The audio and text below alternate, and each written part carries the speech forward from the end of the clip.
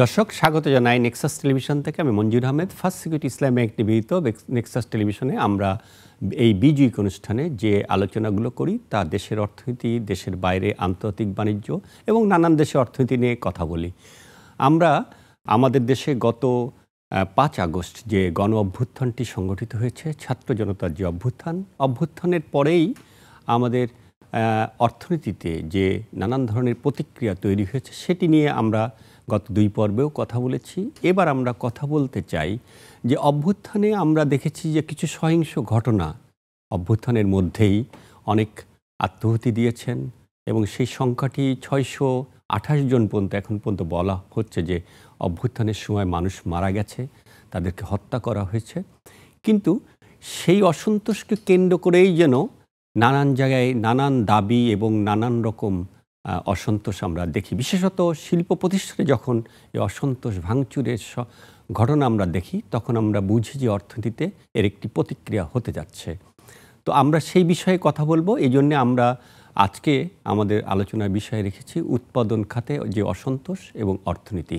আমাদের মাঝে এই জন্যে আলোচনার জন্য উপস্থিত আছেন MS সিদ্দিকী, সহসভাপতি international business forum of Bangladesh. আপনাকে স্বাগত জানাই। একই সাথে আমাদের মাঝে আছেন মাহফুজ কবির, BIISS-এর অর্থনীতিবিদ। মাহফুজ কবির, আপনাকেও স্বাগত জানাই। আমি MS সিদ্দিকী দিয়ে শুরু করতে চাই। আমি যদি বলি তাহলে অভ্যুত্থানের ঘটনা ধরেই বেশ কিছু দাবি আমরা দেখছি সেক্রেটারিয়েটের সামনে, বিভিন্ন রাজপথে বিভিন্ন জায়গায় বসে পড়া। মানুষের অনেক দিনের পুঞ্জীভূত অনেক কিছু দাবি আছে, ক্ষোভ আছে, কিন্তু ঠিক এই ফর্মে যদি ক্ষোভটা প্রকাশ করা হয়, কিংবা আমরা দেখছি শিল্প প্রতিষ্ঠান অনেকগুলো ধ্বংস করে দেয়। আমরা গাজীর কথা বলি, আমরা বিগ বসের কতদিন দেখলাম, এরকম সাভারে অনেকগুলো কারখানা বন্ধ, আবার খোলার চেষ্টা করা হচ্ছে সেনাবাহিনীকে দিয়ে, কিন্তু কার্যত আবার দেখছি অসন্তোষটা রয়ে গেছে। আপনি কিভাবে দেখেন, মানে এই অসন্তোষটা কেন হচ্ছে এবং এর থেকে আমরা বেরোবো কোন পথে? ধন্যবাদ আপনাকে। প্রথমেই বলতে হয়, এই ধরনের একটা আন্দোলন বা একটা চেঞ্জ ওভার হলে তখন অনেকেই বিক্ষুব্ধ থাকে, সবাই সবার ক্ষোভগুলো প্রকাশ করতে চায়, এবং এই যে মোব যে কোন দিকে যায়, কোথায় ক্ষতি করে, এইটার কোনো ঠিক নির্দিষ্ট কোনো কিছু বলা যায় না। বাংলাদেশের বর্তমান ঘটনার সাথেও এটার খুব বেশি অমিল নেই। এই ধরনের ভাঙচুর হবে, ক্ষতিগ্রস্ত হবে, সবাই ক্ষোভ প্রকাশ করবে। তবে এবার যে আশুলিয়ার ব্যাপারটা বলি, গত এক দশক বা তারও বেশি সময় ধরে শ্রমিকদের অসন্তোষটা কিন্তু আশুলিয়াতেই প্রথম শুরু হয়। এইটা নিয়ে কেন এখানে শুরু হয়, এটার কারণ হচ্ছে যে গার্মেন্টসগুলো কনসেন্ট্রেটেড এখানে, এবং এখানে শ্রমিক সংগঠনগুলো খুবই অর্গানাইজড। 10-15 বছর আগে একজন শ্রমিকরা থেকে যে গুম করে দেওয়া হয়েছিল, সে কিন্তু আশুলিয়া থেকে ঘটেছিল, যেটা নিয়ে আন্তর্জাতিক নিউজ হয়ে গিয়েছিল। সুতরাং নানা কারণে আশুলিয়াটা একটা হাব, আন্দোলনের একটা হাব। শ্রমিকদের গার্মেন্টস বিশেষ করে বা ফার্মাসিউটিক্যালের যে আন্দোলনটা শুরু হয়েছে, এখানে যেটা ওরা বলেছে, ওদের যে দাবি দেওয়া, লাস্ট যে প্রাইস বেতন বাড়ানোর যে কথা ছিল, সেটা ইমপ্লিমেন্টেশনের কথা ছিল গত বছর, কিন্তু সেটা সবাই ইমপ্লিমেন্ট করে নাই। সেটা বিক্ষুব্ধ হতেই পারে শ্রমিকরা। তারপর আরেকটা জিনিস হচ্ছে যে এই এলাকাটা ঝুট ব্যবসা নিয়ে বেশি ঝামেলা হয়, তাদের ব্যাপার আছে, বহিরাগতদের একটা উস্কানি আছে। আর আরেকটা জিনিস হচ্ছে, আমরা পত্রপত্রিকায় দেখেছি যে ট্রানজিশন হচ্ছে, আন্ডারগ্রাউন্ডের ট্রানজিশন হচ্ছে, চাঁদাবাজির একটা ট্রানজিশন। একদল পালিয়ে গেছে যারা আগে চাঁদা তুলতো, আরেক দল এসে সে পজিশন নিচ্ছে। এই ট্রানজিশনের ভিতরে আবার 2টা ভাগ আছে, একটা হচ্ছে রাজনৈতিক কর্মীরা, আরেকটা হচ্ছে রিয়েলি সন্ত্রাসীরা। তো একদল সন্ত্রাসী চলে গেছে, আরেক দল সন্ত্রাসী এসছে, একদল রাজনৈতিক কর্মী চলে গেছে, আরেক দল রাজনৈতিক কর্মী আসছে। এই যে ট্রানজিশনটা, এটা একটা অস্থির সময়। তো এই অস্থির সময়টাতে বিভিন্নভাবে মানুষকে উস্কানোর একটা দরকার হয় তাদের সুবিধা নেওয়ার জন্য। তো হিস্টোরিক্যালি দেখা গেছে শ্রমিকদেরকে উস্কানি দেওয়াটা সবচেয়ে সহজ। অন্য কোনো পেশার লোককে অত বেশি উস্কানি দিয়ে অ্যাগ্রেসিভ করা যায় না, শ্রমিকদেরকে করা যায়। এবং এই বুদ্ধিমান লোকগুলি সেই কাজটিই করেছে। আর তাদের ভিতরে তো ক্ষোভ আছেই, শ্রমিকদের ভিতরে তো ক্ষোভ আছেই। তাদেরকে যেসব কমিটমেন্ট, যেমন ধরেন ম্যাটারনিটি লিভ, এটা এখনও পর্যন্ত হয় না, ছুটি ঠিকমতো দেওয়া হয় না, বেতন কমিটমেন্ট করে বেতন কমিশনের বেতন ইমপ্লিমেন্ট হয়নি। তো সব কিছু মিলিয়ে যে ইন্টারনাল এবং এক্সটার্নাল যে সমস্যাগুলো, এগুলো একাত্র হয়ে যে রেজাল্টেন্ট আপনি দেখছেন যে প্রায় 200-র উপরে ফ্যাক্টরি বন্ধ হয়ে গেছে।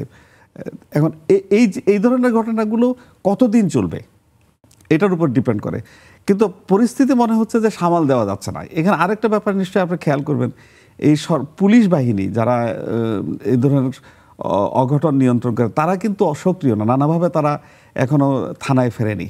তো সব কিছু মিলিয়ে অরাজকতার একটা পক্ষের ফেভারেবল একটা অ্যাটমসফিয়ার বিরাজ করছে।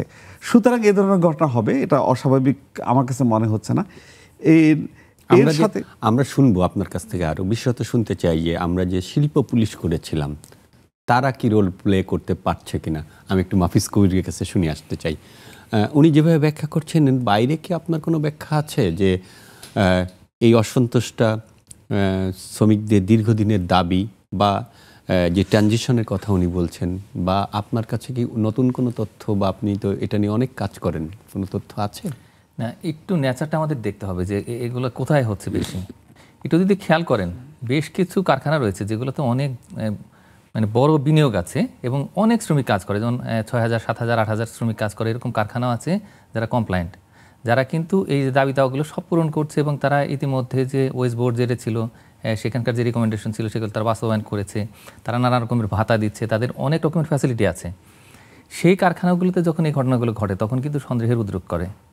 এবং এরকম অনেক যারা কারখানা মালিক তারা ইতিমধ্যে বলেছেন যে আমরা তাদের যে নতুন দাবি দেওয়া ছিল, যেমন এখানে তারা যদি হাজিরা দেয়, হাজিরা দেওয়ার পরেও তারা ভাতা পাবে, তারা যে সমস্ত টিফিন ভাতা আরও নানা রকমের যে ছুটি বা এই জিনিসগুলো কিন্তু ওইখানে চলছে।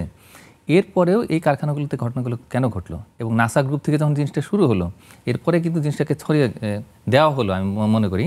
আর প্রথমে যেটা হয়েছিল, মানে এটা আসলে শুরু হয়েছে তো 27 তারিখ থেকে, 27 আগস্ট থেকে।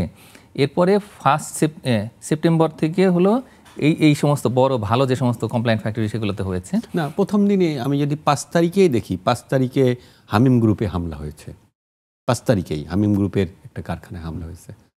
তো ফলে মানে ভালো ফ্যাক্টরিতেও হয়েছে। হ্যাঁ, আমি সেটাই বলছি যে কমপ্লায়েন্ট ফ্যাক্টরি মানে কি, যে তারা ইন্টারন্যাশনাল সমস্ত স্ট্যান্ডার্ড মেনটেন করছে এবং দেশের ভিতরে যত আইন আছে সেগুলো তারা করছে, এবং তাদের ওইখানে কিন্তু এই শ্রমিকদের যে সমস্ত কমিটি এগুলো আছে, এবং প্রতিদিনের সমস্যাগুলোকে আপনার ট্রান্সমিট করার মতো মেকানিজম আছে। প্রতিদিন ডায়লগগুলো হচ্ছে মালিকের সাথে শ্রমিকদের। তো এই অবস্থায় কেন এই জিনিসটা হবে? আর প্রথমে যেটা দেখা গেল যে 1 সেপ্টেম্বর সেইখানে দেখা গেল যে বাড়ি থেকে লোকজন আসছে, এসে তারা ভাঙচুর করছে, সিসিটিভি ভাঙছে, গ্লাস টাস এগুলো ভেঙে দিচ্ছে, তারপরে তারা হচ্ছে এবং উস্কানি দিচ্ছে। পরে তারা যখন চলে গেল, 5 তারিখের কথা যেটা বলছেন, এরপরে ওই ভেতরের যারা শ্রমিক যারা অনেক বছর ধরে সুন্দরভাবে কাজ করছেন তারাও যার সারিরা দিয়ে বের হওয়া শুরু করলেন, এবং আলটিমেটলি এখন যে অবস্থা হয়েছে যে সেখানে আর্মি যাচ্ছে, সেখানে পুলিশ যাচ্ছে, র্যাব যাচ্ছে, বিজিবি যাচ্ছে, কিন্তু মিটিং হচ্ছে ঠিকই, কিন্তু আলটিমেটলি ওটা ইমপ্লিমেন্ট হচ্ছে না। মানে এই যে অচল অবস্থা, প্রায় 300 কারখানা, হ্যাঁ, এবং সেখানে শুধুমাত্র কিন্তু এই যে আরএমজি ফ্যাক্টরি নেই, বরং সেখানে কিন্তু খাদ্য, ওষুধ, এই প্রত্যেকটা জায়গাতে কিন্তু জিনিসগুলো ছড়াচ্ছে। তার মানে কি, আমার মনে হচ্ছে যে একটা সংঘবদ্ধ চক্র রয়েছে, যারা এই শ্রমিকদের মধ্যে যে ক্ষোভ সেটাকে উস্কে দিচ্ছে, আবার কিছু কিছু আছে যেরকম তাদের এজেন্ডা বাস্তবায়ন করছে। এটা চরিত্র দেখে বোঝা যায় যে যদি এমন হয় যে না সেগুলো কমপ্লায়েন্ট না, তো তাহলে সেই ক্ষেত্রে আপনার ক্ষোভগুলো থাকবে, খুবই স্বাভাবিক। কিন্তু আমার কাছে মনে হচ্ছে কি যে কোনো না কোনোভাবে কেউ এই জিনিসগুলোকে হয়তো দেখানোর চেষ্টা করছে যে না, দেশে আসলে সরকার ঠিকমতো কাজ করছে না, তো নির্বাচন দিতে হবে। মানে এটা আমার ধারণা, এটা নাও হতে পারে, কিন্তু এটা একটা। আরেকটা হচ্ছে যে হয়তো তারা ঠিকমতো গিয়ে হয়তো ক্যাপচার করতে পারে নাই। তো এমন হয় না যে ঠিক আছে তারা চাচ্ছিল একটা কিছু, কিন্তু সেটা তারা করতে পারে নাই, এখন ঠিক আছে অসন্তোষটা করে দেয়। তো এই ধরনের অনেক হয়তো তৎপরতা থাকতে পারে, সেটা একটু ডিটেল ইনভেস্টিগেশন দরকার। তবে অবশ্যই যেহেতু পুলিশ নেই এখন, মানে পুলিশ মানে কি, শোনা যাচ্ছে যে প্রায় 1 লক্ষ পুলিশ নাকি জয়েন করেনি তাদের কাজে, যার ফলে তারাও দেখছে যে এই চক্র যে না ঠিক আছে এখানে একটা অস্থিরতা তৈরি করি, তাহলে সেই ক্ষেত্রে তখন আসলে এটা ফেইল্ড স্টেট হিসেবে দেখানো যাবে বাংলাদেশকে।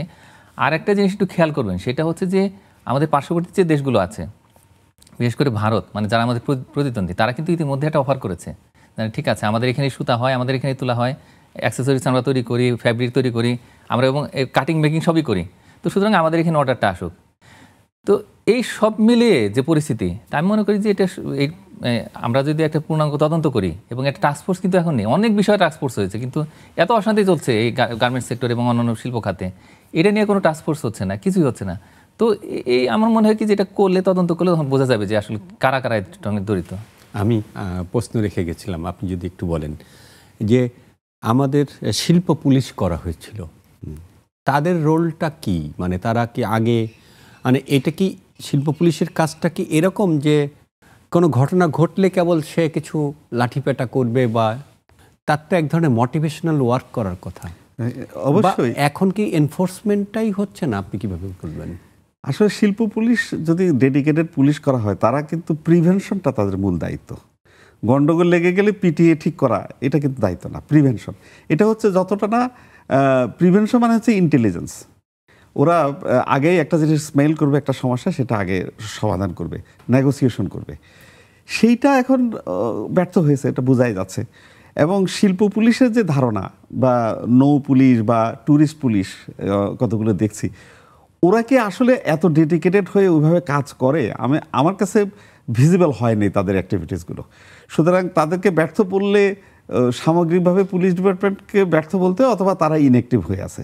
তো সেই জায়গায় শুধুমাত্র শিল্প পুলিশ এটা যে কাজ করতে পারবে, সামগ্রিকভাবে যেহেতু সিস্টেমটা কাজ করছে না, ল অ্যান্ড অর্ডার সিচুয়েশন দমানো যাচ্ছে না, ওইটাও এটারই একটা ফসল, ব্যর্থ হয়েছে তারা। মানে এটা কি অল্প সময়, আমরা আলোচনাটা বিরতির পরে এসে করতে চাই, জাস্ট প্রশ্ন রেখে যেতে চাই, এটা কি সরকার অল্প সময় এসছে, 1-2 মাস এখনো হয়নি, 1 মাস কয়েকদিন হয়েছে মাত্র, সে কারণে গুছিয়ে উঠতে পারছে না, নাকি আরও কোথাও ল্যাকিংস আছে? বিষয় তো আমরা দেখতে চাই যে আমাদের যেটা থেকে আমাদের জীবিকা হয়, যে শ্রমিক তার উপার্জন করে, দিন শেষে যে মজুরিটা পায়, তা দিয়ে যে খাবারটা তাকে কিনতে হয়, অন্য কোনো কিছু বাদ দিলাম, সে জায়গায় সে ভাঙছে। এটা কি সরকারের ব্যর্থতা, নাকি শ্রমিকের বোঝার সমস্যা? সেই জিনিসটা একটু বুঝতে চাই। তবে তার আগে একটা বিরতি যেতে চাই। দর্শক সঙ্গে থাকুন, ফিরে আসছি কিছুক্ষণ পর।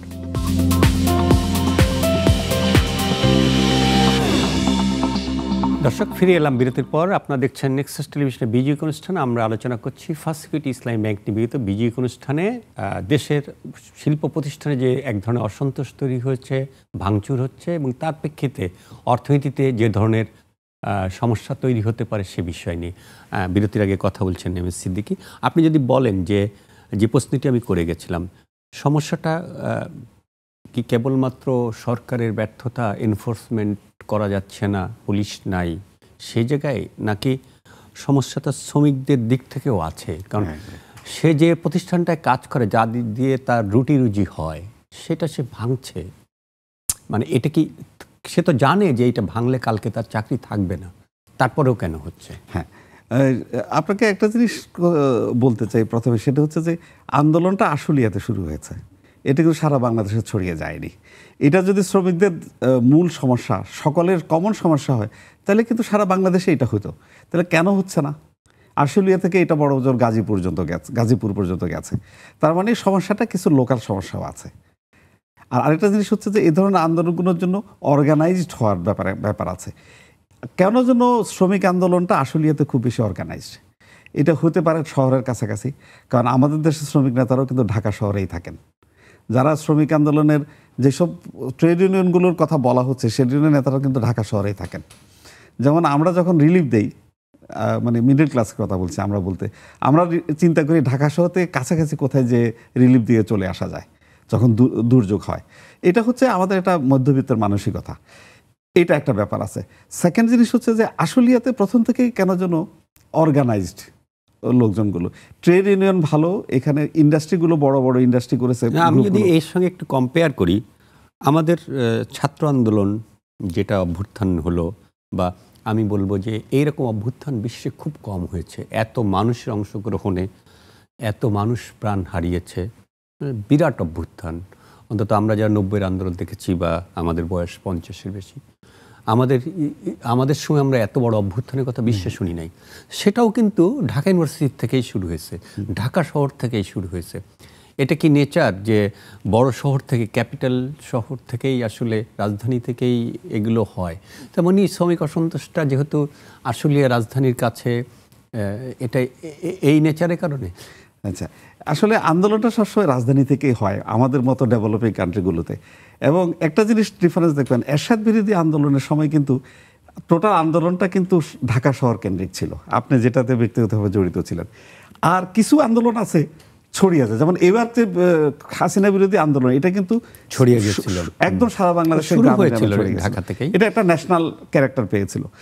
আর ঠিকই আছে, ওইভাবে আন্দোলন হয়, কিন্তু সরকার ব্যর্থ কিনা এই প্রশ্ন আলোচনা করা কিন্তু আমি ব্যক্তিগতভাবে মনে করি না ম্যাচিউর এটা আলোচনা করার জন্য। কারণ সরকারকে বুঝে ওঠার আগেই এই ধরনের একটা সমস্যা শুরু হয়ে গেছে। যেমন আমি সরকার ব্যর্থতা আমি বলছি যে এখানে এনফোর্সমেন্টের যে জায়গাটা, অর্থাৎ পুলিশি ব্যবস্থা, যেটা মাহফুজ ভাই বললেন যে 1 লক্ষ পুলিশ কাজে যোগ দেয়নি, পুলিশের মোরালিটি ভেঙে গেছে, থানাগুলো পুড়িয়ে দেওয়া হয়েছিল আন্দোলনের 5 তারিখে রাতে, যারাই পুরাক, সেই দুষ্কৃতিকারী হোক বা যার আন্দোলন শক্তি হোক। পুলিশ কি মোরালি উইক হয়ে গেছে, বা সেনাবাহিনীও ওইভাবে কিন্তু এনফোর্সমেন্টের জায়গায় যাচ্ছে না, অন্তত আমরা দেখছি না, সেটাকে একটা ব্যর্থতার জায়গা কিনা? প্রথমত আমি বলবো পুলিশের যে কাজের যে স্টাইল, আমরা মনে করি যে পুলিশ বুঝে এনফোর্সমেন্ট বেশি করে, আসলে পুলিশ কিন্তু নেগোসিয়েশন বেশি করে। আমার ব্যক্তিগত অভিমত, আমি যতদিন থানায় গিয়েছি আমি দেখি যে ওসি সাহেব বসে বসে মিটিগেট করে, মীমাংসা করে অনেকগুলো সমস্যা, বলে যে আপনি অন্যায় করেছেন, আমি আপনাকে অ্যারেস্ট করব, অ্যারেস্ট করতে হবে আমাকে, আপনি মিটপাট করে ফেলেন। কারণ সবগুলো সমস্যাকে যদি মামলা হিসাবে নিয়ে বিচারের কথা করতে হয়, আমাদের দেশে পুলিশের সে ক্যাপাসিটি নাই, আমাদের দেশের বিচার বিভাগেরও সে ক্যাপাসিটি নাই। অর্থাৎ আমি যেটা জিনিসটা, দুইটা জিনিসকে আপনাকে দৃষ্টি আকর্ষণ, একটা হচ্ছে যে ইন্টেলিজেন্স, আর একটা হচ্ছে যে এই যে নেগোসিয়েশন। পুলিশের লোকেরা কিন্তু সারাক্ষণ ইন্টারেক্ট করে শ্রমিকের সাথে, বলেন মানিকের সাথে, লোকাল সন্ত্রাসী বা লোকাল ইনফ্লুয়েন্সার লোক, সবার সাথে কিন্তু আলোচনা করে। এখানে সংখ্যা কমে যাওয়ার কারণে, পুলিশের সংখ্যা কমে যাওয়ার কারণে, অথবা আগের যে সিস্টেমটা ছিল সেটা ব্রেকডাউন হওয়ার কারণে কিন্তু এই সিস্টেমটা কাজ করছে না বলে আমার ধারণা। আর আর্মির কথা বলছে, আর্মিরা কিন্তু সরাসরি এই ধরনের সমস্যাগুলোতে সরাসরি কিন্তু জড়ায় না। এখন পরিস্থিতি একটু ভিন্ন, আর্মিরা বেশি জড়াচ্ছে নতুন সরকার আসার পরে, কিন্তু তারপরে আমি বলবো এই ধরনের সমস্যাতে সেনাবাহিনী জড়ানোর কথা না। পুলিশের সে ক্যাপাসিটি এই মুহূর্তে নাই, কারণ ওদের সিস্টেমটা ব্রেকডাউন করেছে, টোটাল চেইনটা। আর তারপরে আরেকটা জিনিস হচ্ছে যে মানুষের ভিতরে আন্দোলনের পরে যে মবের যে চিন্তাভাবনা, এটা কিন্তু আস্তে আস্তে স্তীমিত হয়। বরং আমি বলবো এই জিনিসটাকে কঠোরভাবে দমন করার যে চিন্তা আমরা মনে করছি, সেটার সাথে আমি একমত। আসলে এটাকে সফটলি হ্যান্ডেল করা দরকার। এই প্রসঙ্গে আমি একটা জিনিসের কথা বলি, যেমন গাজী টায়ারের যে ঘটনাটা ঘটেছে, গাজী টায়ারে নাকি 3 বার আগুন দিয়েছে এবং প্রত্যেকবার লুটের জন্য গেছে। এটার পেছনের যে কারণগুলো আপনি যেটা আমি শুনেছি, যে গাজী টায়ারের যে জায়গাটা, এই জায়গাটার কেনার ব্যাপারে গাজী টায়ার একটু শক্তি প্রয়োগ করেছে, কম দামে কিনেছে মানুষের কাছ থেকে জায়গা। সেই বিক্ষোভ, গ্রামের লোকের সেই ক্ষোভটা ছিল। আচ্ছা, শ্রমিকদের একটা ক্ষোভ ছিল, রাজনৈতিক একটা ক্ষোভ ছিল, যেহেতু তিনি মন্ত্রী ছিলেন। এবং আপনি যদি ওই এলাকায় যান, আপনি দেখবেন যে প্রচুর অংশের সম্পত্তির মালিক গাজী সাহেব। তো সব কিছু মিলিয়ে রাজনৈতিক প্রতিপক্ষ আছে, সব কিছু মিলিয়ে একবার আগুন দিয়ে সুযোগটা কাজে লাগিয়ে একবার আগুন দিয়ে সন্তুষ্ট হয় না। ফিরবো আবার একটু মাহফুজ ভাইয়ের কাছে শুনতে চাই। আপনি যে প্রসঙ্গটা তুলেছিলেন যে সেটা যে 1 লক্ষ পুলিশ কাজে যোগ দেয়নি, উনিও কিছুটা বলেছেন। এই বিষয়ে কি আপনার আর কিছু বলার আছে? মানে পুলিশিংটা হচ্ছে না ঠিক মতো, সেটা কি অসন্তোষের একটা প্রধান কারণ, নাকি শ্রমিকের ন্যায্য মজুরিটার দাবি যে ছিল বা এখনও রিয়েলিটি যে বাজার দর, শ্রমিকের জীবন, সেটার সঙ্গে যাচ্ছে না, সুযোগটা কাজে লাগাচ্ছে কোন? না, এখানে আসলে 3টি কারণ আছে। একটা হচ্ছে যে আমি বলবো যে ল অ্যান্ড অর্ডার এটা কিন্তু রিস্টোর করেনি, মানে এটা খুবই বাস্তবতা যে এটা আরও অনেক সময় লাগবে, এটা একটা বিষয়। তো এইটাকে পুঁজি করছে অনেকেই, হ্যাঁ। তার কারণ যখন আপনি সামনে কোনো থ্রেট না পাবেন তখন কিন্তু আপনি এগিয়ে যাবেন। কারণ ওই থ্রেট পারসেপশনটা কিন্তু নেই মানুষের মধ্যে, বা এই যে শ্রমিক বা সাধারণ মানুষদের মধ্যে। ইভেন যারা ষড়যন্ত্র করছেন, যারা হয়তো এই দুষ্কৃতিকারী, তারাও ওই সুযোগটা নিচ্ছেন। এটা একটা খুব সাধারণ ঘটনা, যে গ্রাউন্ডটা আছে যে না ঠিক আছে, ঘটনা ঘটতে পারে। তো এটা একটা বিষয়। আর দ্বিতীয় বিষয়টা হচ্ছে হ্যাঁ, যে অনেক কারখানা আছে, বিশেষ করে আমি বলবো যে মাঝারি এবং ছোট কারখানা, সেখানে কিন্তু আসলে বেতনই দেওয়া যাচ্ছে না। মানে বেতন দেওয়া যাচ্ছে না, কিন্তু আজকের ঘটনা নয়, এটা কিন্তু গত 3 মাস ধরেই বেতন দেওয়া যাচ্ছে না। এবং এই যে বাংলাদেশ ব্যাংকের কাছে যে এখন অর্থ চাচ্ছে যে ঠিক আছে বিনা সুদে তাদেরকে দেওয়া হোক, যে প্রায় মানে অনেক টাকা আর কি। তো এইটা বাংলাদেশ ব্যাংকও করছে আর কি, জানে ঠিক আছে এটা হয়তো করা যাবে।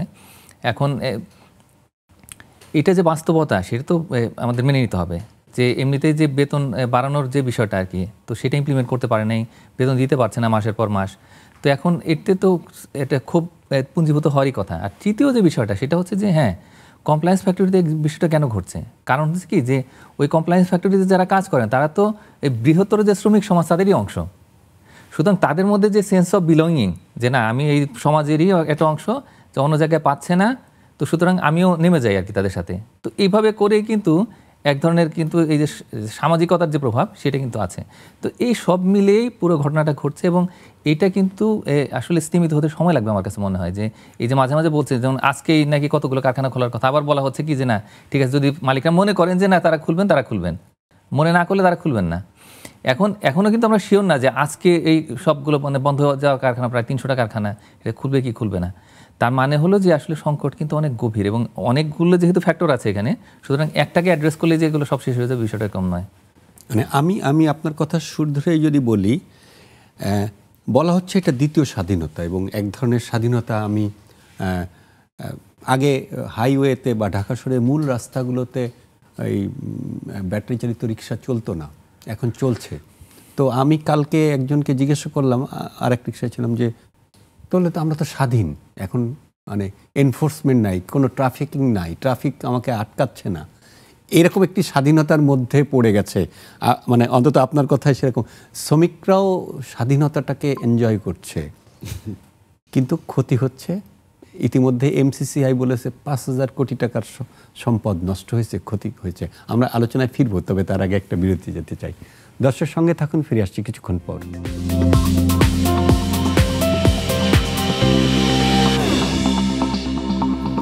দর্শক, ফিরে এলাম বিরতির পর। আপনারা দেখছেন নেক্সাস টেলিভিশনের বিজয়ী অনুষ্ঠান ফার্স্ট সিকিউরিটি ইসলামিক টিভি। তো বিজয়ী অনুষ্ঠানে আমরা আলোচনা করছি শিল্প কারখানায় যে উৎপাদন খাতে যে শ্রমিক অসন্তোষ এবং তার প্রেক্ষিতে অর্থনীতিতে যে প্রভাব পড়তে পারে সেটি নিয়ে।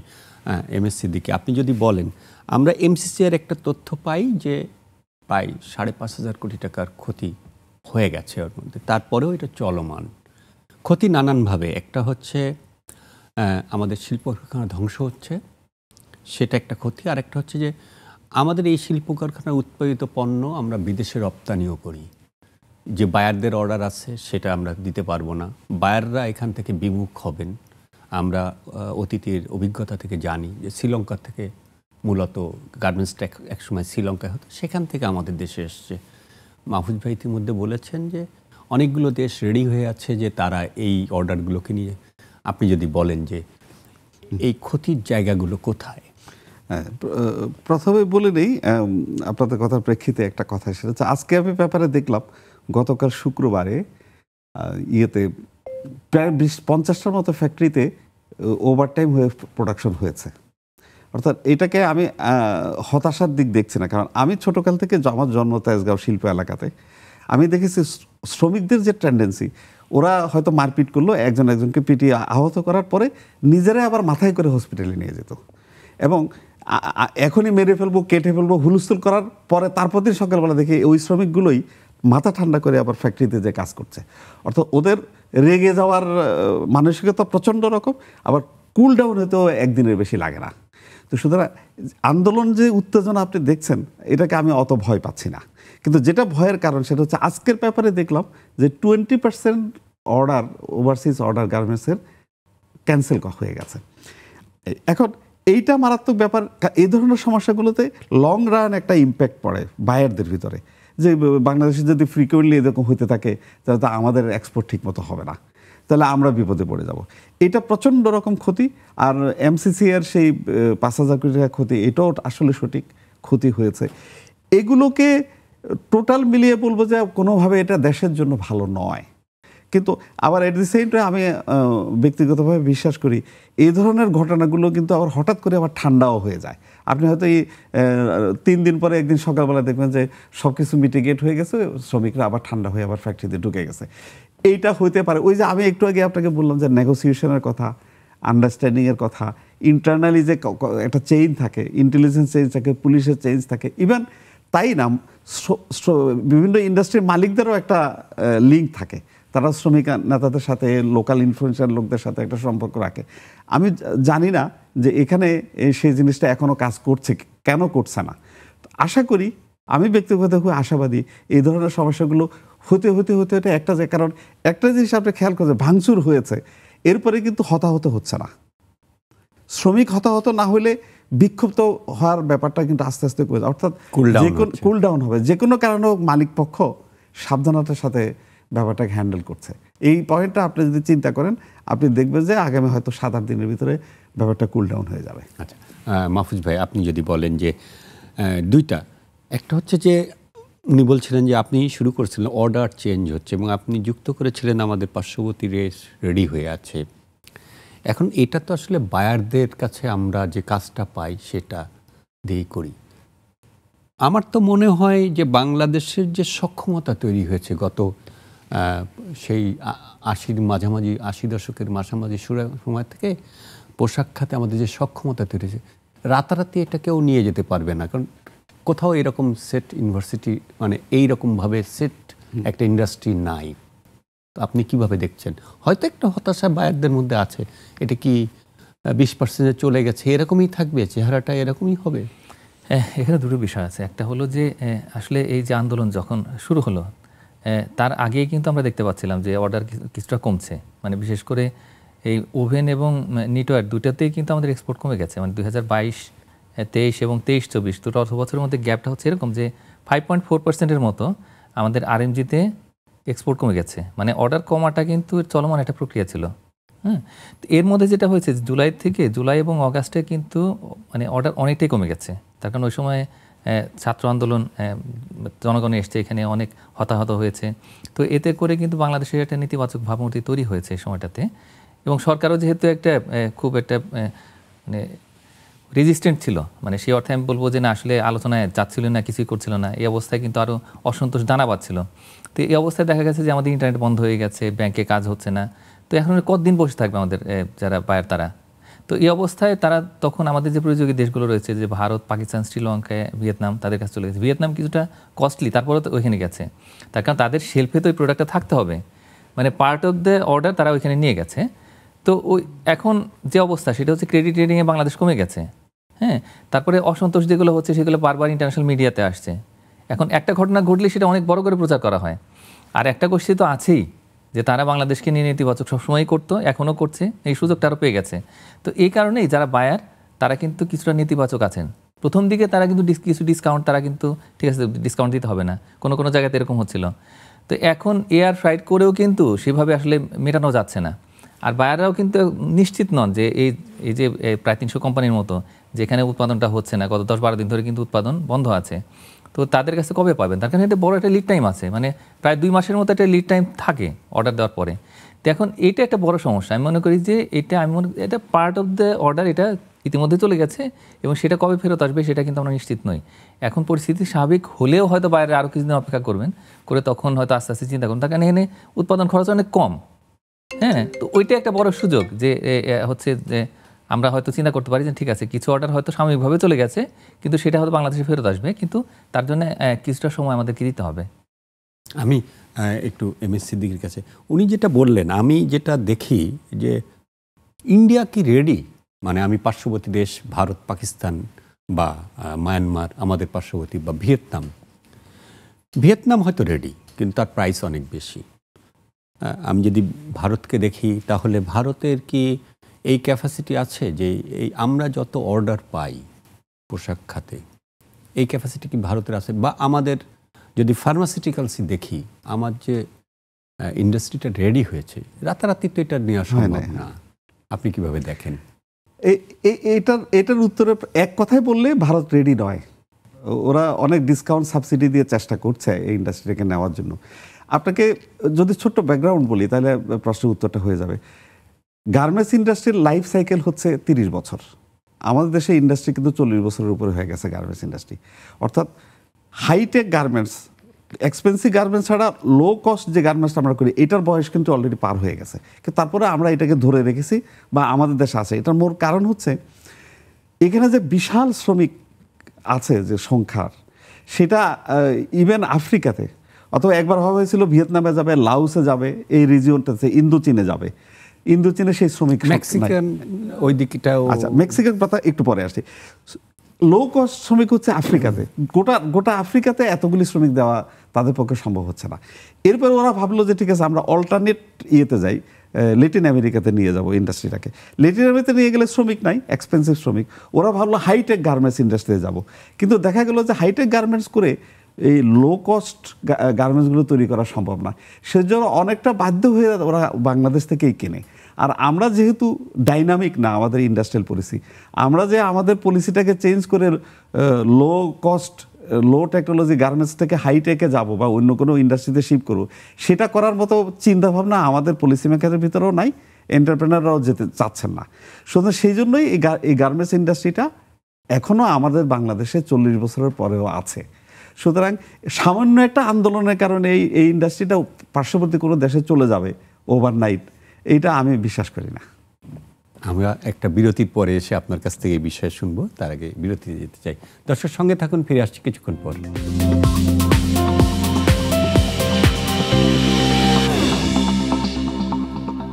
দর্শক ফিরে এলাম বিরতির পর। আপনারা দেখছেন নেক্সাস টেলিভিশনে বিজয়িক অনুষ্ঠান ফার্স্ট সিকিউরিটি ইসলাম ব্যাংক নিবেদিত বিজয়িক অনুষ্ঠানে আমরা আলোচনা করছি উৎপাদন খাতে যে অসন্তোষ এবং তার প্রেক্ষিতে অর্থনীতিতে কী ধরনের প্রভাব পড়তে পারে সেটি নিয়ে। বিরতির আগে মাহফুজ কবিরের কাছে আমি জানতে চেয়ে যাচ্ছিলাম যে আমাদের অর্থনীতিতে এর একটা প্রভাব আছে। আমরা যদি দেখি বৈদেশিক বাণিজ্যের ক্ষেত্রে আমাদের রপ্তানিটা অনেকদিন ধরে ইম্পোর্টটা বেশি ছিল, এখন একটু এক্সপোর্টটা বেশি, ইম্পোর্টটা কমে এসছে, প্লাস রেমিটেন্স মিলায় আমাদের পুরা বৈদেশিক ট্রেড এবং বাণিজ্য, সেখানে আমাদের একটা কন্ট্রিবিউশন হচ্ছিল। মানে অনেক দিন আমরা পিছিয়ে ছিলাম, ট্রেড গ্যাপ তো আছেই, একটা কারেন্ট অ্যাকাউন্টে সারপ্লাস দেখছিলাম, অর্থাৎ আমাদের ওভারঅল ব্যালেন্সে আমরা আগাচ্ছিলাম। সেটাতে নতুন করে আবার একটা বাধা, আমরা এখনও পর্যন্ত $20 বিলিয়ন একটা রিজার্ভ আছে বলা হচ্ছে। বৈদেশিক বাণিজ্যই আমাদের অর্থনীতির জন্য একটা চ্যালেঞ্জ। আপনি কিভাবে দেখছেন যে এই যে শিল্পের উৎপাদন খাতে এই যে নতুন অস্থিরতা, সেটার প্রেক্ষিতে কি হতে পারে, কি মনে করেন?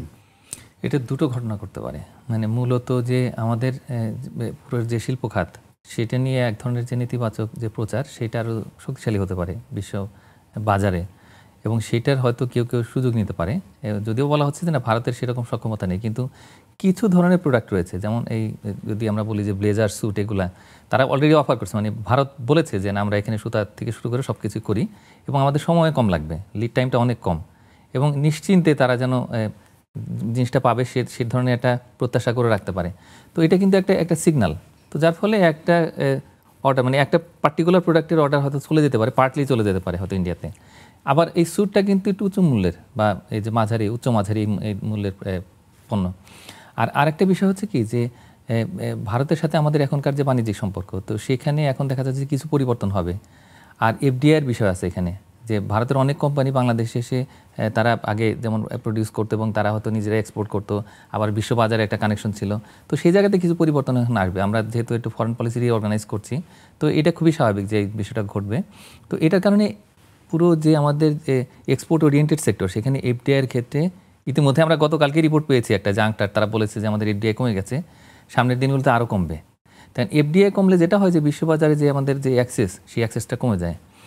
আর আরেকটা বিষয় এটার সাথে জড়িত আছে, সেটা হলো যে পুরো বিজনেস কনফিডেন্স, সেটা কিন্তু অনেকটা কমে গেছে, ইতিমধ্যে কমে গেছে। এমনিতে ব্যাংকের সুদের হার বেশি, বিশেষ করে যে ঋণের সুদের হার বেশি। ইতিমধ্যে কিছু ব্যাংক দুর্বল হয়েছে, এবং সেই দুর্বল ব্যাংকের জন্য যদি একটা ভালো নীতি না নেওয়া হয়, তাহলে সেক্ষেত্রে তাদের সঙ্গে কিন্তু এই যে কিছুটা এক্সপোর্ট ইম্পোর্টের যে বিষয় আছে, এলসি তো অনেক আছে, মানে ইসলামিক ব্যাংকের কথাই যদি ধরি আমরা, তাহলে সেই ক্ষেত্রে তারা সবচেয়ে শক্তিশালী ব্যাংক ছিল বাংলাদেশে। তো তাদের সাথে অনেক বিজনেস কমিউনিকেশন এগুলো আছে, তো এখানে এলসি আছে, তো সেগুলোর ক্ষেত্রেও কিন্তু একটা ইম্প্যাক্ট আছে। মানে সব মিলিয়ে যে এই যে এখন পরিস্থিতি হয়তো সাময়িক, কিন্তু সাময়িকটা কি আমরা পারসিভ করছি? মানে যারা আমাদেরকে অর্ডার দিচ্ছেন তারা কি মনে করছেন যে না, পুরো বিষয়টা সাময়িক, এটা শেষ হয়ে যাবে? এটা আমাদের আশাবাদ যে আমাদের শ্রমিকেরা হয়তো মাথা গরম, তারা হয়তো 2 দিন পর ঠান্ডা হয়ে যাবে। কিন্তু ইতিমধ্যে যারা যে ট্রেড ক্রিয়েশন হলো অন্য দেশের সাথে, তো সেই বিষয়টা কি হবে? তো আমি মনে করি যে পুরো বিনিয়োগ, এই ব্যবসা বাণিজ্য, সেগুলোর উপরে যেমন একটা প্রভাব পড়বে, একই সঙ্গে আমাদের যেহেতু একটা বড় রকমের চাপ রয়েছে যে ফরেন এক্সচেঞ্জে এবং আমাদের ফরেন কারেন্সি রিজার্ভে, তো সেটাও কতটা ভালো হবে কি হবে না, সেটা একটা চিন্তার বিষয়। আর সেটা না হলে এখন কোনো শোনা যাচ্ছে যে এলসি নাকি করতে দেওয়া হচ্ছে না, বা মানে কোনো ব্যাংক রাজি হচ্ছে না এলসি করতে। তো এখন এইটার প্রভাবটা কী হবে? আমার মনে হয় কি যে পুরো সামগ্রিকভাবে পুরো বিষয়টাকে দেখতে হবে। মানে এত স্ট্রেট ফরওয়ার্ড না যে আসলে ঠিক আছে 2 দিন পরে শ্রমিকের অসন্তোষ কমে যাবে, পুরো পরিস্থিতি রাতারাতি ভালো হয়ে যাবে এরকম নয়, বরং আমাদের আসলে একটা ভালো প্রস্তুতি নিতে হবে যে পুরো সমস্ত বিষয়টাকে কীভাবে মিটিগেট করব এবং সেটা ধীরস্থিরভাবে নেওয়ার যথেষ্ট সময় আমাদের হাতে নাই, একটা র্যাপিড সিদ্ধান্তে আসতে হবে অবশ্যই। এবং সেখানে আমি মনে করি যে বাংলাদেশ ব্যাংকের যে নেতৃত্ব তাকে আরেকটু কৌশলী হতে হবে, সেখানে তাদেরকে একটা তাদের প্রজ্ঞার পরিচয় দিতে হবে যে আমরা চট করে একটা কিছু বললাম বলি পাওয়া যাবে না, সেটার হয়তো কোনো কোনো পক্ষ হয়তো সেটাকে হাততালি দিবে, কিন্তু সার্বিকভাবে অর্থনৈতিক ক্ষতি হবে। আমরা যদি এখন ব্যাংক সম্পর্কে নেতিবাচক কথাবার্তা বলি তাহলে সেক্ষেত্রে অনেক পক্ষই দাঁড়িয়ে আছে যে তারা অর্থনীতির ভালো চায় না। তো আমি মনে করি যে সবারকে কনফিডেন্সের মধ্যে নিয়ে আসতে হবে, যে ব্যাংকগুলো দুর্বল রয়েছে সেগুলোকে সবল হতে দেওয়ার জন্য একটা পরিবেশ তৈরি করতে হবে, সেখানে প্রয়োজন সাপোর্ট দিতে হবে। আর আমি মনে করি যে একটা ভুল ধারণা রয়ে গেছে যে আমরা অতিরিক্ত অর্থ ছাপাচ্ছি। আমরা কি জানি যে আমাদের যে এখন এই যে অর্থ সরবরাহ যেটাকে বল মানি সাপ্লাই, তো সেইটার জিডিপির সঙ্গে রেশিওটা ঠিক আছে? যদি আমরা কম অলরেডি মানি সাপ্লাইটা যদি কম হয়ে থাকে তাহলে মানি সাপ্লাইয়ের সুযোগ রয়েছে, এবং এই সুযোগটাকে ব্যবহার করে আমি মনে করি যে ব্যাংকগুলো দুর্বল রয়েছে, যাদের আবার আন্তর্জাতিক বাণিজ্যের সঙ্গে সংযোগ রয়েছে, যারা ইতিমধ্যে লগ্নি করেছেন এই ব্যবসা প্রতিষ্ঠানগুলোতে, তো তারা তো দুর্বল হয়ে গেছেন, তার মানে হলো যে ওই প্রতিষ্ঠানগুলো দুর্বল হয়ে গেছে। তো এই অবস্থা থেকে বার হওয়ার জন্য আমি মনে করি যে অতিরিক্ত যদি অর্থ ছাপাতে হয় তাহলে সেটা ছাপানোর সুযোগ রয়েছে এবং সহায়তা করার সুযোগ রয়েছে। এটা করলে কী হবে যে পুরো ব্যাংক খাতে একটা আস্থা ফিরে আসবে এবং তখন ব্যাংকগুলো দাঁড়াতে পারবে, এবং ব্যাংক দাঁড়ালে কিন্তু এই শিল্প বাণিজ্য সেগুলো দাঁড়াবে। তো এইভাবে করে একটা সুন্দর পরিবেশ তৈরি করা, সহায়ক পরিবেশ তৈরি করলে তখন আস্থার জায়গাটাও বাড়বে, পুরো অর্থনীতি আস্তে আস্তে দাঁড়িয়ে যাবে। তখন আমি এমএস সিদ্দিকীর সঙ্গে কথা বলতে চাই, সেটা হলো আপনি যদি বলেন যে আমরা দেখেছি যে এই অভ্যুত্থানের পরপরই রেমিটেন্সটা বিপুল হারে বেড়েছে, এক্সপোর্টেও একটা গ্রোথ ছিল, এখন যে অসন্তোষটা তৈরি হয়েছে তার প্রেক্ষিতে এলোমেলো আলোচনা, এলোমেলো কথাবার্তা সেটা একটা ক্ষতি করতে পারে, কিন্তু আসলে দিক নির্দেশনাটা পরিষ্কার হওয়া দরকার, সেই জায়গাটা এখনো পর্যন্ত অপরিষ্কার। আপনি কিভাবে দেখেন? এবং এর প্রেক্ষিতে ইকোনমিতে এক ধরনের যে চাপ তো অনেক দিন ধরেই আছে, ইকোনমি এক ধরনের মন্দার মধ্যে চলে যেতে পারে। যদিও এই সরকার দায়িত্ব নেওয়ার পরে অর্থ উপদেষ্টা সালাউদ্দিন সাহেব বলেছেন যে ইকোনমিকে যতটা খারাপ মনে করা হয়েছিল ততটা খারাপ না, কিছুটা এলোমেলো রাস্তায় আছে, ওটাকে স্ট্রেট লাইনে নিয়ে আসা হবে।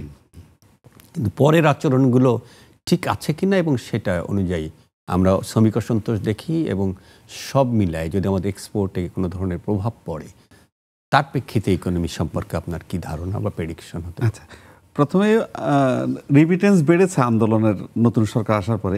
এটার একটা কারণ হচ্ছে যে 1 মাস কিন্তু রিমিটেন্স আসেনি, কারণ কমিউনিকেশন ব্যাকগ্রাউন্ড ছিল, ইন্টারনেট কমিউনিকেশন। সুতরাং এইটা হুন্ডির মাধ্যমে আসে, হুন্ডিটাও কিন্তু বন্ধ ছিল, হুন্ডিটার জন্য একটা পারফেক্ট কমিউনিকেশন দরকার। সুতরাং ওই টাকাটাই একসাথে পরের মাসে নতুন সরকার আসার পরে কমিউনিকেশন এস্টাবলিশ হওয়ার পরে হয়েছে। সো এটা একটা বিচ্ছিন্ন ঘটনা বলে আমি মনে করি। হঠাৎ করে বেড়ে গেছে, এখন আবার স্টেবল হয়ে গেছে। আর ইকোনমিতে প্রথমত এখনও সরকারের যে দিক নির্দেশনা বা এই সরকার কিভাবে চালাবেন, রিফর্মের কথা বলছেন, এখনও কিন্তু সরকার পুরোপুরি কিন্তু ড্রাইভিং সিটে বসার নাই। এটা বেশি কঠিন হয়ে গেল কিনা মন্তব্যটা জানি না। ঠিক আছে, ড্রাইভিং সিটে বসালে তাকে তার পলিসিটা ডিক্লেয়ার করতে হবে। আমরা দেখতে পাচ্ছি যে এই সরকার রিফর্মের দিকে খুব বেশি নজর দিচ্ছেন। ব্যাংকিং সেক্টরে অলরেডি রিফর্ম শুরু করে দিয়েছেন, 4-5টা ব্যাংকের মালিকানা পরিবর্তন করে একটা জায়গায় এনেছেন, হয়তো স্টেবল হয়ে যাবে। একটা জিনিস শুধু বলতে পারি যে ডিপোজিট কিন্তু বেড়ে গেছে, লোকাল ডিপোজিট। ফরেন রিমিটেন্স বা ইন্টারন্যাশনাল ট্রেডে ইম্প্যাক্ট হওয়ার মতো যে ঘটনা, যেমন শ্রমিক আন্দোলনের কথা যেটা বলছি আমরা, এই বিশৃঙ্খলা, এইটার ইম্প্যাক্টটা কিন্তু এখনই পড়বে না, এটা আমরা 6 মাস পরে দেখবো এটার ইম্প্যাক্টটা। সুতরাং এখনই ঘটনার সাথে সাথে আমার এখানে জ্বর হইলে টেম্পারেচার মাপার মতো এত দ্রুত কিন্তু ঘটনাটা ঘটে না অর্থনীতিতে, এটারও ঘটবে না। সুতরাং এই ঘটনাটা দেখার জন্য আমাদেরকে যদি 6 মাস অপেক্ষা করতে হয়, তারপরে আমি বলবো যে সব কিছু মিলিয়ে এখনও অ্যালার্মিং কোনো ঘটনা অর্থনীতি নেই। আমি আমাদের অর্থ উপদেষ্টা সাহেব যেটা বলছেন যে অর্থনীতি যত খারাপ ভেবেছিলাম তত খারাপ না, ঘটনাটা আসলে সত্য। আমরা ব্যাংকিং সেক্টরে খারাপ জিনিসটাকে বেশি করে দেখেছি এবং সেটা আসলে অ্যালার্মিং ছিল। তো এখন ওইটাকে যদি অ্যাড্রেস করা যায় ইমিডিয়েটলি, প্রসেসটা শুরু হয়ে গেছে বলে আমি মনে করি, তাহলে অর্থনীতিটাকে আবার ট্র্যাকে নিয়ে আসা এবং মোমেন্টাম পাওয়া, এই ব্যাপারে আমি খুব আশাবাদী। আমি ব্যাংকিং সেক্টর নিয়ে যেটা দেখি, এখন এই অন্তর্বর্তীকালীন সরকার দায়িত্ব নেওয়ার আগ মুহূর্তে পর্যন্ত যেটা বাইরে থেকে উন্ডা ছিলেন, মানে ডক্টর সালেউদ্দিন সাহেব বা আমাদের গভর্নর সাহেব, উন্ডা তো বাইরে থেকে দেখেছেন। এখন ভিতর থেকে দেখতে যে ডক্টর সালেউদ্দিন বলেছেন যে অর্থনীতি যতটা বলা হচ্ছে ততটা খারাপ নেই, কিছুটা গতি এদিক ওদিক হয়েছে, সেটাকে সঠিক পথে আনতে হবে। তেমনি ব্যাংকিং সেক্টর নিয়ে কিন্তু কোনো টাস্ক ফোর্স বা ইনভেস্টিগেশন, থরো ইনভেস্টিগেশন এরকম কিছু ছাড়াই কিন্তু আমরা বলছি যে ব্যাংকগুলোর চেহারা এখন আসলে আমাদের দেখা দরকার প্রকৃত অর্থে কী হয়েছে, তাই না? মানে সেই জায়গাটা দেখে অ্যাড্রেস করা দরকার। তার আগেই কিন্তু আমরা একটা বড় ফোরকাস্ট করছি। মানে আপনি কিভাবে বলবেন? আর ফোরকাস্টটা কিন্তু আসলে নতুন সরকার আসার আগে থেকে শুরু হয়ে গেছে। ব্যাংকিং সেক্টর ধ্বংস হয়ে যাচ্ছে, এখনই রেস্কিউ করা দরকার। বিগত সরকার কিন্তু মার্জার করার একটা চেষ্টা করেছিল অনেকগুলো ব্যাংকে, কিন্তু সেটা সাকসেসফুল হয় নাই। কিন্তু সুতরাং আলোচনাটা কিন্তু আগে থেকে শুরু হয়ে গেছে।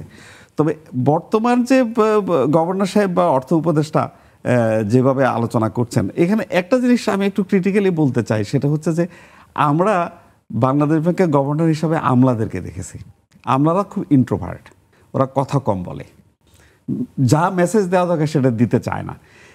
কিন্তু যখনই আমরা কোনো ইকোনমিস্ট গভর্নরকে দেখি, ওনারা কিন্তু প্রচুর কথা বলেন, সাহসের সাথে কথা বলেন অর্থনীতি নিয়ে। এখন এইটা প্রথমত আমরা এটা শুনতে অভ্যস্ত না, দ্বিতীয়ত এটার একটা রিস্ক আছে। সেটা হচ্ছে যে উনি যে কথাটা বলে ফেললেন সেটার ইম্প্যাক্টটা কি অর্থনীতিতে পড়বে, সেটা যদি কোনো কারণে যদি ভুল হয়ে যায় তাহলে কিন্তু বিপদ আছে। আমরা আজকে আলোচনাটা শেষ করতে হবে, আর আগাতে পারবো না। আপনাকে বিশেষত প্রথমবারের মতো আমাদের স্টুডিওতে এসে কথা বলার জন্য ধন্যবাদ জানাই, একই সাথে মাহফুজ কবিরকে ধন্যবাদ। যেমনটি আমরা শুনছিলাম, আসলে উৎপাদন খাতে যদি কোনো অস্থিরতা তৈরি হয়, তার একটি মধ্যমেয়াদে অর্থনীতিতে একটা বড় ধরনের চাপ তৈরি করতে পারে।